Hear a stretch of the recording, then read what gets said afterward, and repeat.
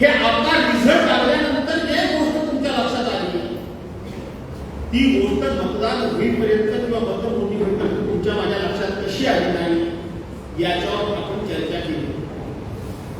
या विषयात थोडासा आपण खळ केला आणि मग माझ्या लक्षात असं आलं की शेवटी गावाच्या बाहेर गावाचा कोणतरी एक रखवालदार असतो. तो गावाची रखवाली करत असतो. तो रखवाली करत असताना तो गावाच्या विषयावर ठामपणे काठी टिकून उभा असतो की माझ्या गावामध्ये कोण येतंय, कोण नाही, कोण प्रवेश करतंय, कोण करत नाही आणि माझ्या गावाची रखवाली करण्याची माझी जबाबदारी आहे हे रखवालदाराला माहित असतं. आणि जोपर्यंत तो रखवालदार जागरूक असतो, जोपर्यंत तो रखवालदार सावध असतो, तोपर्यंत त्या गावामध्ये काही हालचाली होतात की नाही होतात या आमच्यापर्यंत ताबडतोब कळायचा मार्ग रखवालदार. त्याला जर असं वाटतं की माझ्या गावामध्ये काहीतरी उलटपालट होणार आहे तर तो तात्काळ त्या ठिकाणी पोहोचतो. जो कोणी वेळा वाकडं वागणार आहे, काहीतरी उलटसुलट करणार आहे त्या बैठकीमध्ये ताटपणे जाऊन बसतो.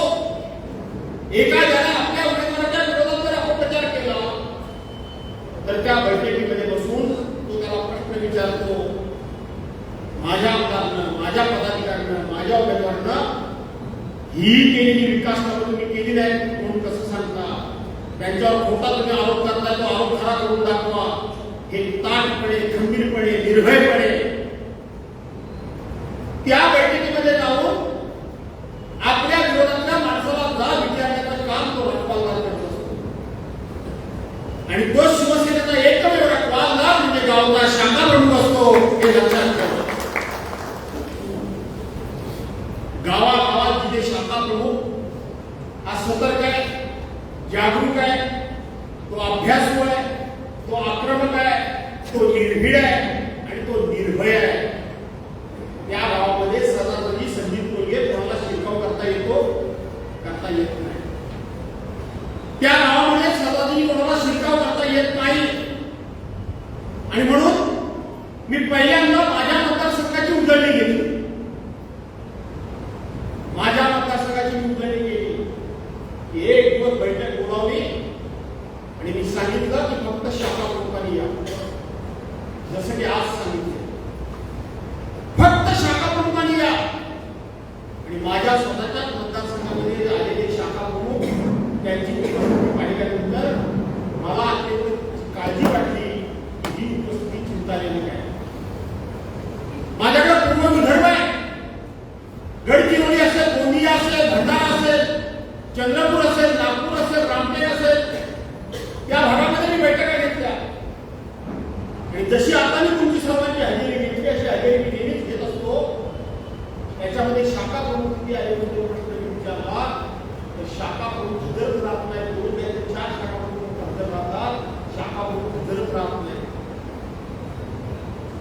विभाग प्रमुख हजर राहतात, उपविभाग प्रमुख हजर राहतात, तालुका प्रमुख हजर राहतात, उपतालुका प्रमुख हजर राहतात, उपजिल्हा प्रमुख हजर राहतात, संघटक समन्वयक काय घ्यायचे हजर राहतात, पण शाखा प्रमुख हजर राहत नाही. त्या गावाचा रखवालदार जर आमचा जागेवर नाही, त्या गावाचा रखवालदार आमचा जागरूक नाही तर त्या गावामध्ये माझ्या पक्षाचं रक्षण कोण करेल? माझ्या पक्षाच्या सीमा तोडून आतमध्ये जो कोणी घुसायचा प्रयत्न करतो त्याला कोण रोखेल? त्याला शाखा प्रमुखाच्या व्यतिरिक्त कोण रोखू शकत नाही. विभाग प्रमुख 4 गावाचा, 10 गावाचा, 15 गावाचा असेल, तो 15 गावात कुठेतरी असेल, पण त्या गावातला शाखा प्रमुख हा त्या गावामध्ये असतो. तो महिला शाखा प्रमुख असेल, तो युवा सेनेचा शाखा प्रमुख असेल, तो बेसिकचा असेल. हे सगळे गावामध्ये सतर्क राहिले पाहिजे, जागरूक राहिले पाहिजे, हे अलर्ट राहिले पाहिजे आणि ते डोळ्यात तेल घालून आपल्या संघटनेकरता जागता तारा देणारे शाखा प्रमुख पाहिजे. आणि माझी खात्री झाली की मी पुन्हा एकदा गावागावातला शाखा प्रमुख आपण जागरूक केला तर शिवसेनेचा पूर्व वैभव पुन्हा हा माझा विश्वास आणि माझ्या मनाची ठाम अशा प्रकारची समजूत झाली. आणि म्हणून मी माझ्या मतदारसंघाच्या शाखा प्रमुखांचं शिबिर घेतलं. पहिलं इथंच घेतलं.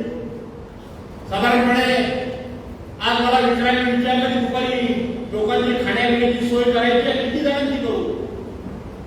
मी म्हटलं 200 लोकांचीच कर. तुम्हाला लोक बोलता काय?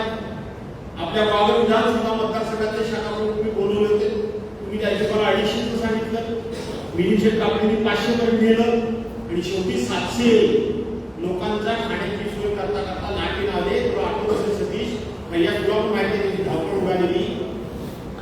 आज किमान मनाला 500 ठेव नको म्हटलं, अजिबात ठेवू नको. जास्तीत जास्त 250 लोकांची सोय कर, याच्यावरती सोय करू नको. सगळ्यांनी आता मला मार्गदर्शन केलं. माझ्यासमोर फार मोठं धर्मसंकट उभं आहे. जिल्हा प्रमुख दत्तात्रय म्हणाले, भास्करराव जरा शांततेत घ्या. बाळासाहेब दत्ता मानेनी सांगितलं, सावरकरांनी उपदेता पण थोडं शांततेत घ्या. मला वाटतं मी माणसं थोड्यातच जास्त काम करतो काय. 40-50 वर्ष माणसं माझ्याकडून चिकटलेली काय, एवढ्या काळात चिकटलेली आहे. भास्कर जाधव बरं काय वाटणे बोलत नाही, खरं काय ते बोलायचं धाडस जास्त कोणाला बरं वाटेल यापेक्षा खरं काही बोलण्याचं धाडस हे आवडतं नाही तुम्हाला. माझा प्रश्न आहे पदाधिकाऱ्यांना, बसलेल्या सगळ्या पदाधिकाऱ्यांना, कुठल्या पदाधिकारी एखाद्या 4 माणसं बरोबर घेऊन आणतो सांगा. एक पदाधिकारी 4 माणसं पुढे घालून आणत नाही. स्वतः फक्त गाडीतून एकटे येतात आणि इथं आल्यानंतर बाकीच्यांना मार्गदर्शन करतात. अशाला पक्ष पुढे जाणार नाही, अशाला पहिल्यासारखा पक्ष उभा राहणार नाही. पदाधिकाऱ्यांनी स्वतःहून सुरुवात करायला पाहिजे. करायला पाहिजे का नाही पाहिजे? पदाधिकाऱ्यांनी स्वतःहून सुरुवात केली पाहिजे. कोणाला मार्गदर्शन कोण करतो? आपण काय करतो?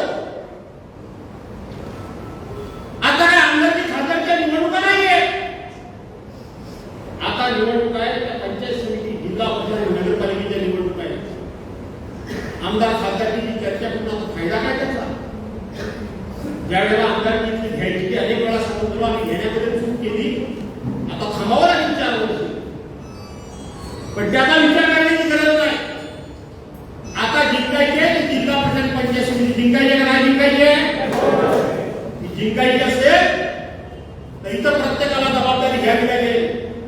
आणि मी सुरुवातीलाच सांगून टाकतो, चिपळूण पासून मंडळपर्यंत मी स्वतः जबाबदारी घेतलेली आहे. उद्याच्या प्रत्येक निवडणुकीची जबाबदारी निवडणुकीची जबाबदारी आपण घेतलेली आहे. विभागाशी हजेरी घेतो.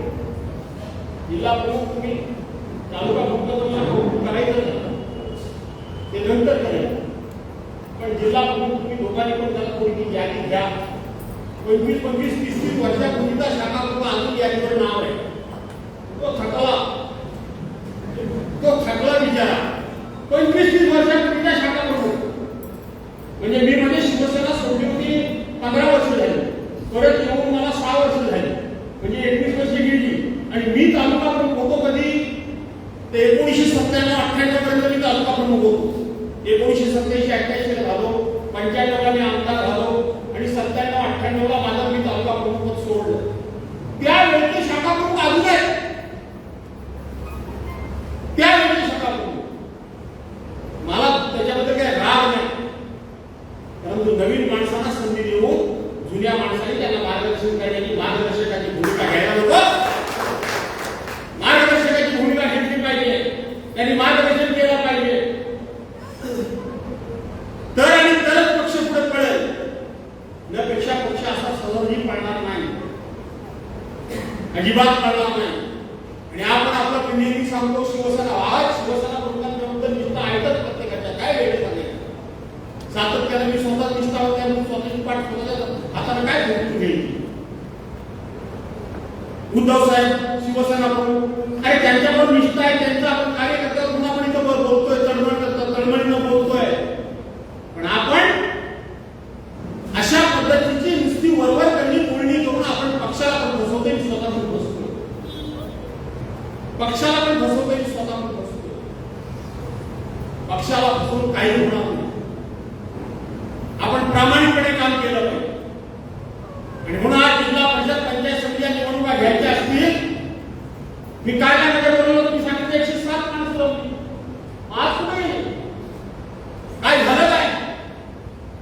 गणपती उत्सव अजून 4 दिवस आहेत गणपती उत्सवाला. आणि गणपती उत्सव कोणाला नाही आले त्यांना उत्सव नाही काय? जे नाही आले त्यांना उत्सव आहे, जे आले त्यांना उत्सव नाहीये. शेवटी पक्षाकरता प्रत्येकाने एक दिवस हा दिलाच पाहिजे. पहिल्यांदा पक्षाकरता आपले वेळ काढून ठेवलाच पाहिजे. ठेवला पाहिजे का नाही पाहिजे? काढलाच पाहिजे. आज 24, 25, 26, 27 कितीतरी दिवस आहेत आपण गणपती उत्सवाला, कितीतरी आहे. ती कारणं फक्त सांगायचं आता गणपती उत्सव होऊन जाऊया, मग घेऊया, मग काय येईल? गणपती उत्सव झाल्यानंतर काय येईल? पितृपक्षी येईल. मग ते पितृ मागे बसलेले असतात, त्या दिवशी काय करायचं नाही. मी तर पितृपक्षात हमखास करतो काय चालले काय नाही. आणि अनेकांना सांगतो की पितृपक्षात कार्यक्रम करा, कारण आपले पितृ पूर्व सगळे खाली आलेले असतात. त्यांच्या देखत आपले दिवटे काय करतात ते त्यांना कळू द्या. मग लगेच घटस्थापना होईल, वर्गीना होईल, मग दसरा येईल की नाही येईल, मग लगेच दिवाळी येईल की नाही येईल, तेवढं निवडणूक होऊन जाईल. चालेल चालेल का? कशाची कारणं सांगितलं असतं तुम्ही? जर गणपती उत्सवाकरता तुम्ही वेळ देऊ शकता तर पक्षाकरता वेळ देऊ शकत नाही तुम्ही. पक्षाकरता सुद्धा वेळ तुम्हाला द्यायला पाहिजे. आणि म्हणून शाखा प्रमुख हा या सगळ्यात महत्वाचा घटक आहे. सगळ्यात महत्वाचा घटक. जर शाखा प्रमुख जागरूक असेल तर ते गाव शिवसेनेच्या पाठीमागे गंभीरपणे उभं राहिलं हे अनेक जागती शाखा प्रमुख सांगू शकतात. ज्या वेळेला राजकारणामध्ये त्यांना कुठल्याही प्रकारचं स्थान नव्हतं, ज्या वेळेला राजकारणामध्ये त्यांना कुठल्याही प्रकारचा मान नव्हता, सन्मान नव्हता, मोठमोठी माणसं राजकारणामध्ये त्यावेळेला टॉपला होती, त्यावेळेला साधा शिवसेनेचा शाखा प्रमुख सुद्धा शाखा प्रमुख म्हटलं की छातीची 2 बटणं उघडी देऊन असा खुल्या समोर उभा राहायचा तो शिवसेनेचा शाखा प्रमुख. आज शाखा प्रमुख गावामध्ये गेल्यानंतर कुठे असतात? आज गावामध्ये गेल्यानंतर एखाद्या कार्यक्रमाला गेल्यानंतर संतोष फेरडे हजारांना सांगतात, साहेब तू मागे म्हटलं तो आपला शाखा प्रमुख आहे, जाताना त्याला हात करून जा नाही तर तो रागवेल. ही परिस्थिती गावागावात संतोषजी फेरडे आहे का नाही? तो रागवेल का? तो मागं बसलाय आणि त्याच्या गावात मी आलो,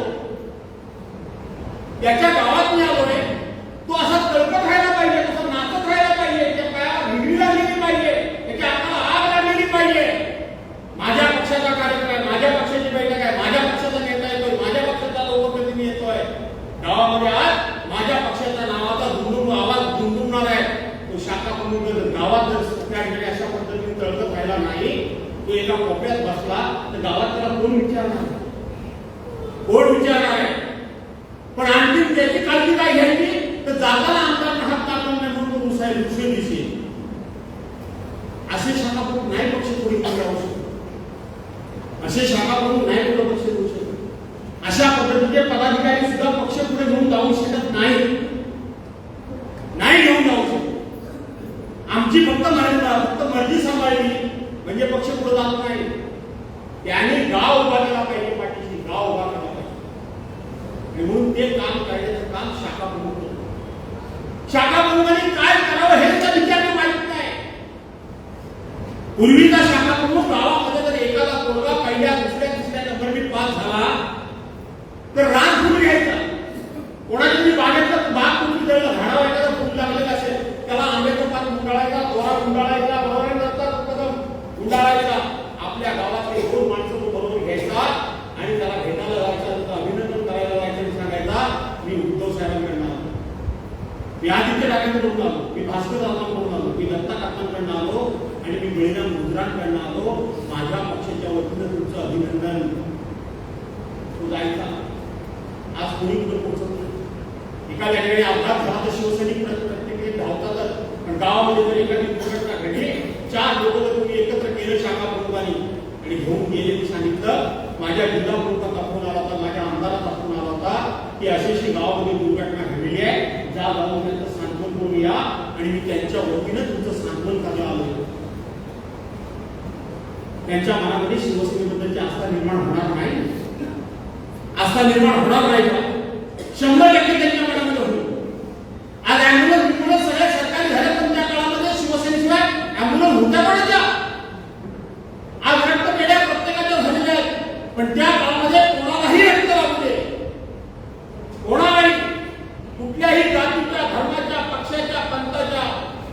एखादी महिला बाळंपणामध्ये तिला जर ब्लिडिंग झालं, तिला जर त्या ठिकाणी रक्ताची गरज असेल, कोणाचा अपघात झाला त्याला रक्ताची गरज असेल, कोणाच्या अंगातलं हिमोग्लोबिन कमी झालं त्याला रक्ताची गरज असेल, तर शिवसैनिकाचं रक्त हे जवळजवळ प्रत्येक माणसाच्या अंगामध्ये शिवसैनिकाचं रक्त हे लक्षात ठेवा. ही सेवा उभी करण्याचं काम शिवसेनेनं केलं. आज वयांचं पुस्तकांचं महत्व तुम्हाला नसेल कमी वाटत असेल, पण ज्या काळामध्ये वही बघायला मिळत नव्हती, ज्या वेळेला चष्मा शिबिर ज्यावेळेला व्हायची, चष्मा घेणं सुद्धा अवघड असायचं, त्यावेळेची शिबिर असतील, वैद्यकीय सेवांचं शिबिर असतील, ही शिबिरं करून लोकांचं मन जिंकण्याचं काम हे शिवसैनिकांनी केलेलं आहे. त्यावेळेच्या शाखा प्रमुखांनी केलेलं आहे. आताच्या शाखा प्रमुखांना आम्ही नेमकं काम काय करावं हेच माहिती नाही. त्यांचा दोष आहे असं नाही, त्यांचा दोष नाही असं नाही. सगळे मला म्हणतात की बरोबर बरोबर बोला, मी तुम्हाला बरोबर बरोबर बोलायचा प्रयत्न करतो, नाही असं नाही. पण नुसतं बरोबर करून काही जातात तर काय होणार नाही, काही होणार नाही. मी सांगितल्याप्रमाणे पदाधिकारी कुठल्या पदाधिकारी 4 माणसं पुढे घालणार ते सांगा. आम्ही दुसऱ्याला सांगतो की ह्याला घेऊन येत त्याला तू किती आणलीस, काय येत का नाही लोक. ही पद्धतच मोडली, ही परंपराच निघाली आणि मोडीत निघाली आहे.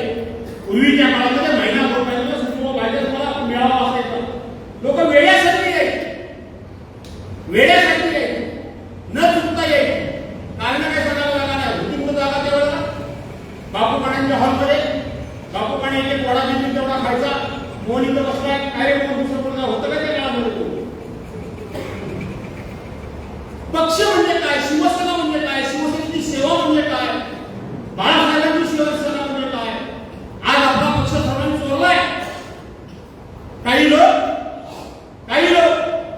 आजही आज देशामध्ये राम उठलाय. मतचोरीचा विषय देशामध्ये एवढा गाजतोय मतचोरीचा विषय. आणि त्या मतचोरीचा विषय आता जवळजवळ सत्य परिस्थिती स्वतः निवडणूक आयोगानं चोरलेली मतं लोकांना करू नये म्हणजे कायदा करायला लावला की जी मतं कायमस्वरूपी आपण जपून ठेवायची असतात ती 45 दिवसामध्ये नष्ट करा म्हणून कायदा करून घ्या. आणि केंद्र सरकारने तो कायदा केला आणि 45 दिवसाच्या नंतर आम्ही तुम्हाला मतं दाखवायला बांधील नाही करून सांगून ती मतं नष्ट केली. यातून चोरी स्पष्ट झाली. केलेल्या चोरीचा पुरावा ठेवायचा नाही, कोर्टाला निवडणूक आयोगाने सांगितलं की आम्ही कोणाची मतं घटलेली, कोणाची वाढवली, कोणाची घटवलेली, कोणाची वाढवली हे सांगण्याकरता आम्ही जबाबदार नाही किंवा हे सांगण्याचा आमची जबाबदारी तुम्हाला आम्ही सांगू शकत नाही का. तुमच्या अंगामध्ये चोरी नव्हती ना, तुमच्या अंगामध्ये लबाडी नाही ना, मग का सांगायला तुम्हाला अडचण काय आहे. तुम्ही चोर आहात, म्हणून या ठिकाणी चोरी केलेला वाद याचा पुरावा नाही नष्ट करण्याचं काम सध्याच्या परिस्थितीमध्ये चाललंय. आणि त्याच सत्तेकडे काही लोक जायला लागले, ज्यांना ईडीची भीती आहे, ज्यांना इन्कम टॅक्सची भीती आहे, ज्यांना सीबीआयची भीती आहे, ज्यांना NIA ची भीती आहे, ते जातात. पण ज्यांचा काय काळीचाही संबंध नाही ते पण जातात. सुशिक्षित लोक ते सुद्धा जात आहेत. कशा करता जात आहे. या देशाची लोकशाही दुर्बळायला गेली आणि त्यांना समर्थन देण्याकरता जात आहे. कशा करता जात आहे तुम्ही सगळं काय, कशा करता चाललाय तुम्ही, कशा करता चालला. स्वार्थ स्वार्थ स्वार्थ स्वार्थ म्हणजे किती स्वार्थ असायला पाहिजे. या देशाच्या प्रती आम्ही काहीतरी देणं लागत नाही. या देशाची लोकशाही आम्हाला वाचवायला नको. या देशामध्ये जे सगळं अन्याय अत्याचारी सगळं चाललंय त्याच्या विरोधात कुणीतरी उभं राहायला नको. काल परवा केंद्र सरकारने एक बिल मांडलं. काय मांडलं की 30 दिवस आतमध्ये कोण राहील त्याला पदावर ठेवायचं नाही. तो डायरेक्ट 30 दिवसाच्या आत कुठेही न्याय मागता तो पदमुक्त होईल. हा कायदा आणला माहिती आहे तुम्हाला. हा कायदा आणलाय उपराष्ट्रपती पदाची निवडणूक 9 सप्टेंबरला होणार आहे. आणि तिथं चंद्राबाबू नायडू किंवा नितीश कुमार काहीतरी गडबड करू शकतात. त्यांना इशारा देण्याकरता हा कायदा आणलेला आहे. काय गडबड जर केली तर तुम्हाला आम्ही 30 दिवसाकरता आतमध्ये टाकून देऊ आणि मुख्यमंत्री वगैरे सगळं तुमचं जाईल. ही लोकशाही आहे. याला समर्थन आम्ही करू शकतो. काय सांगतो कायदा, काय सांगते घटना. एखाद्यावर गुन्हा दाखल झाला त्याला जेलमध्ये टाका.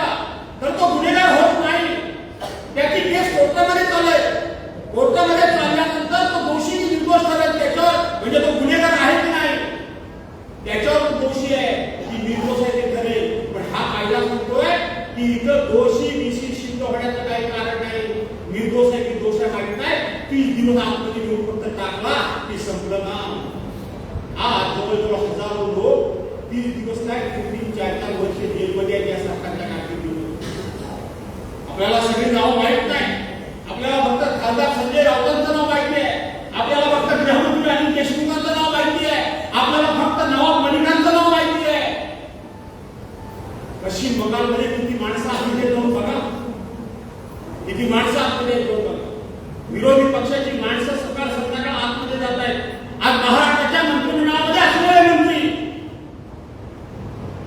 आजच्या सरकारमध्ये असलेले आमदार, खासदार, या प्रत्येकाच्या पाठीमागे चौकशीचा सुसेमिरा लागला होता की नव्हता? या सगळ्यांना भ्रष्टाचारी म्हणून भारतीय जनता पार्टीनं त्या काळामध्ये त्यांच्यावर आरोप केले होते का नव्हते? ते सगळे तिकडे गेले, सगळे तिकडे गेले. तिकडे गेल्यानंतर स्वच्छ झाले. भुजबळाला 2.5 वर्ष जेलमध्ये राहावं लागलं, 2.5 वर्षानंतर ते सरकारमध्ये गेले आणि आता त्यांची फाईलच गायब झाली. ईडीचे लोक सांगतात आमचा आरोप त्यांच्यावर काय होतो आम्हाला आठवतच नाही, आम्हाला आठवतच नाही. अजित दादाची 70,000 कोटीची फाईल कुठे गेली सापडत नाही. सरनाईक काय प्रताप सरनाईक ते निर्दोष झाले का काय झाले? भावना गवळी निर्दोष झाल्या. काय झालं संजय राठोडचं? पूजा चव्हाणच्या संदर्भामध्ये त्याला खून केला म्हणून मंत्रिमंडळात काढायला लावलं. त्या पूजा चव्हाणला आता त्या संजय राठोडला मंत्रिमंडळामध्ये घेतलं. कुठे बोलणाऱ्या कुठे आहेत? कुठे काय झालं? विजय कुमार गावितांचं काय झालं? 10,000 कोटी रुपयाच्या राधाकृष्ण विखे पाटीलच्या भ्रष्टाचाराचं काय झालं? काय इतकंच कशाला? परवाच्या दिवशी नाशिकमध्ये ते सुनील बाबूल आणि कोणते शहर प्रमुख त्यांचा पक्ष करून घेतला. काय झालं? थोडीशी भांडण झाली, त्यांच्यावर चोरीचा गुन्हा टाकला, आरोप केला. ते भारतीय जनता पार्टीमध्ये गेल्याबरोबर तिथून ती केस विड्रॉ करण्यात आली. कोणाला आम्ही मदत करणार आहोत? आम्ही मदत कोणाला करणार आहोत याचा विचार करण्याची वेळ आलेली. आणि म्हणून ही जिल्हा परिषद पंचायत समिती जिंकायची असेल, मी तुम्हाला आज सांगतो, भले भले तिकडे जात आहे गेले, पण तुम्ही जर साथ मला दिली तर 100% या जिल्हा परिषद पंचायत समितीच्या पत्रावर राहणार. तुम्हाला पोचावं लागेल, तुम्हाला लोकांचं प्रबोधन करावं लागेल, तुम्ही लोकांना सांगावं लागेल धीर सोडू नका, धीर सोडू नका. मी काय धीर सोडण्याचा नाही का सोडू? काही धीर सोडायचं नाही. आणि तुम्हाला पण सांगतो कुठे गेले हे कुळकुळीत काय चाललंय ना, काय हो ते साहेब करायचं गवर आली गणपती आला, मग आता कसं काय जमली लोक? म्हणजे वेळेवर यायला शिकलं पाहिजे. गवर आली गणपती आली रामून चालणार नाही, काय काय काय करायला लागेल? रोज पाठवून नाव पुरवायला लागेल. काय होईल? होणार आहे काय? मला तर वाटतं तो काम करेल त्याला जवळ ठेवा, काम करायचं त्याला मोकळा करू नका. असं जर मला वाटत असेल की माझ्याशिवाय काही चालणार नाही, हे असं नाही करून चालत. कुठलंही संघटन, कुठलाही व्यापार, कुठलाही व्यवसाय, कुठलाही पक्ष, कुठलंही कुटुंब ही सडक भूमिका निश्चित करत नाही तर मग भिडे आता परवा खोट बोलू, आता भिडे म्हटलं भिडे जिंकतील. आमचं नाव घ्यायचं म्हणते असं होतं का? मध्ये महिलांच्या बाबतीत सुद्धा तुम्ही भाषण जोरात करता काय? आल्याबरोबर किती महिला होत्या? कुठं होत्या? सगळ्या गणपतीला गेले. आपण गणपती झाले तर किती मग किती येतात? असं नसतं. गणपतीने काय कुठला आलाय, गणपती कुठला आलाय काय? गणपती कधी आहे ना आहे घरात, तो येणारच नाही. ज्या आले त्यांच्या घरात गणपती नाही काय नाही. कुठे गणपतीला कुठे महिला तुमच्या, कुठे शहर कुठे तुमच्या महिला आहेत? कुठं? प्रत्येक पदाधिकारी सिंगल येतो, सिंगल 4 माणसांना पुढे घेऊन आणायचं काम करत नाही. हे काय कोणाचं लग्न नाहीये, पक्षाचं काम आहे. 4 माणसांना पुढे घेऊन आणलं पाहिजे, चला म्हटलं पाहिजे. तुम्ही म्हणायचं नाही, म्हणायला फक्त मला उमेश संपत्तीला धन्यवाद दिले पाहिजे, त्याचे युवा सेनेचे तरुण मोठ्या प्रमाणामध्ये आहे ते मला मान्य करायचं. बळीराम गुजर तुमचं काम अतिशय चांगलं आहे. वाटला होता साधा शाखा तालुका प्रमुख आहे, पण खऱ्या अर्थानं शिवसेना प्रमुखांच्या विजयावर भारित झालेला तालुका दत्ता कदम आणि हे बळीराम गुजर अतिशय चांगले पदाधिकारी या भागाला मिळालेले आहेत. स्वतः प्रत्येक ठिकाणी जातोय, स्वतः प्रत्येक ठिकाणी दखल घेतोय, स्वतः प्रत्येक कोटीची नोंद घेतोय. मी बघितलं परवाच्या दिवशी सुद्धा कुठे कोणाची गरड कोसळली, तालुका प्रमुख तिथे हजर आहे. पूल कोसळला, तालुका प्रमुख तिथे हजर आहे. आणि अतिवृष्टी झाली, तालुका प्रमुख तिथे हजर आहे. मी बघतोय स्वतः, पण तालुका प्रमुख म्हणून जरा वावरा, नुसते कार्यक्रम वावरून काय फायदा. तालुका प्रमुख म्हणून थोडस तालुका प्रमुख म्हटल्यानंतर त्याचा मान सन्मान असतो की नसतो. त्या भागातल्या जागा प्रमुख आहेत, त्या भागातल्या पदाधिकारी विचारा, संधी द्या. माझ्याबरोबर काम करायचं असेल तर मी आताच सांगतो तुम्हाला. दत्ता कदम जरी म्हणाले भास्करराव लोक लांब राहतात, लांब नाही ना, घाबरतात, मला घाबरायलाच पाहिजे तर नको. काय आम्ही येतात चौकात कधीतरी, सगळी मिटिंग आरती संपल्यानंतर पण येणार. पदाधिकारी जर असे वागायला लागले तर बाकी लोकांनी कसं वागायचं. आणि म्हणून मला शाखा प्रमुखांची पुन्हा एखादी आता रजिस्टर बघितलं 47 शाखा प्रमुख आलेले, 47 जणांच्या सह्या फक्त आहे. शाखा प्रमुख हा तुम्ही चार्ज करा. शाखा प्रमुखाला बाळासाहेब तुम्ही म्हणता त्या पद्धतीने तुम्ही जा वाढवायचं, माझं काय म्हणणं नाही, तुम्हाला मोकळी काय सर्वांना. पण जिल्हा परिषद पंचायत समिती जिंकायची असेल तर मला असं वाटतं आपल्याला आपले पदाधिकारी यांना कुठेतरी चार्ज करावंच लागेल. नपेक्षा काही परिस्थिती चांगली नाही, नपेक्षा परिस्थिती चांगली नाही. हे आपण आपल्याला फसवतोय, आपण पक्षाला फसवतोय, आपण पक्षप्रमुखांना फसवतोय, पक्षप्रमुखांना फसवतोय. म्हणून आजचं शिबिर हे शाखा प्रमुखाचं महत्व, शाखा प्रमुख हा किती महत्वाचा घटक आहे. शाखा प्रमुखामुळे पक्षाला कसं यश मिळू शकतं. शाखा प्रमुख जर चांगला असेल तर त्या गावामध्ये आपलं स्थान किती बळकट असू शकतं. शाखा प्रमुख जर सतर्क असेल तर गावामध्ये होणाऱ्या सगळ्या घटना आहेत त्या आमच्यापर्यंत कशा पोहोचू शकतात आणि त्याच्यावर आम्ही मार्ग कसा काढू शकतो हे सांगण्याकरता म्हणून शाखा प्रमुखांना या ठिकाणी बोलवलं. आजचं शाखा प्रमुखांना बोलवलं. कार्यालयामध्ये तेव्हा बसायला जागा नव्हती. हे जसं खरं आहे अशाच पद्धतीनं आपण सांगितलं होतं की गर्दी नको, फक्त शाखा प्रमुख पाहिजे. यातून तुमच्या हे लक्षात आलं असेल की शाखा प्रमुख किती ऍक्टिव्ह आहे. जिल्हा प्रमुख लक्षात घ्या, शाखा प्रमुख किती ऍक्टिव्ह आहे हे तुमच्या लक्षात आलं असेल. आणि ते तुमच्या लक्षात यावं म्हणून गर्दी काय भास्कर दोन्ही मिटिंगला बोलली की गर्दी होते का नाही होते, त्यातून काही फायदा होत नाही. गर्दीपेक्षा तुमचे पदाधिकारी हे किती ऍक्टिव्ह आहेत ते आम्हाला बघणं गरजेचं आहे. आणि म्हणून आज या ठिकाणी आपल्या सर्वांना बोलवलं. गणपतीच्या आपल्याला शुभेच्छा तर देतो, गणपती तुम्हाला शुभेच्छा देतो, परंतु या गणपतीच्या निमित्तानं आणखी एक सगळ्यांनी महत्वाचं काम करायला पाहिजे.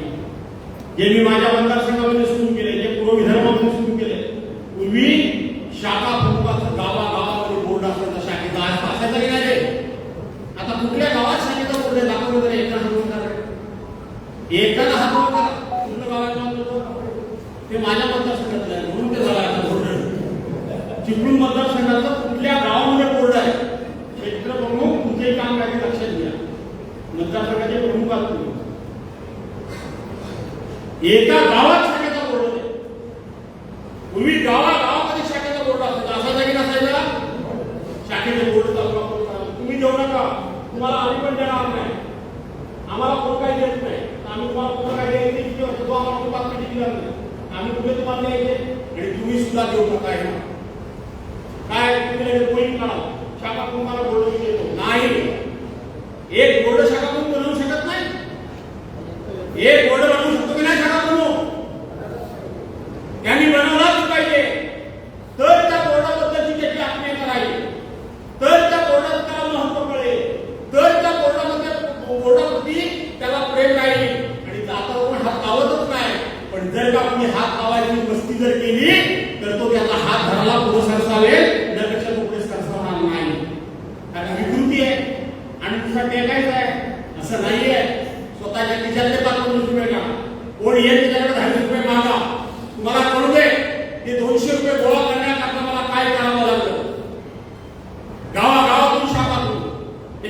पहिले फोटो असलेच पाहिजे.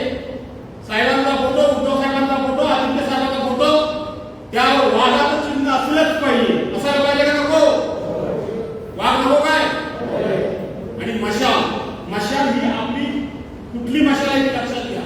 माझ्याही मतदारसंघामध्ये काही लोकांनी चुकीच्या मशाली टाकलेल्या आहेत. मशाल ही आता मिळालेली आहे पक्षाची ती मशाल ही असली पाहिजे. आणि मग खाली तुम्हाला कोणाचा फोटो टाकावासा वाटला तर टाका. त्याच्यामध्ये शाखा प्रमुखाचं नाव असलं पाहिजे, त्याचा फोन नंबर पण असला पाहिजे. शाखा प्रमुखाला आपला मोबाईल नंबर दिला पाहिजे आणि दर 4 महिन्यात मोबाईल बदलू नका. बरोबर आहे की नाही? दर 4 महिन्यात मोबाईल नंबर बदलू नका.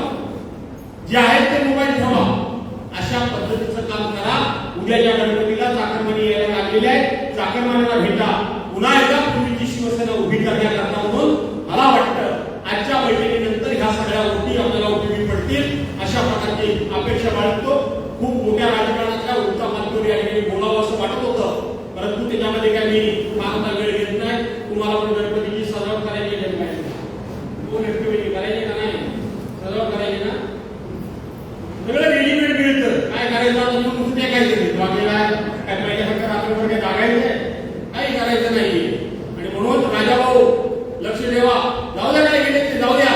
काळजी करायचं कारण नाही ना. अजित काय रे सुनील काय म्हणतोय?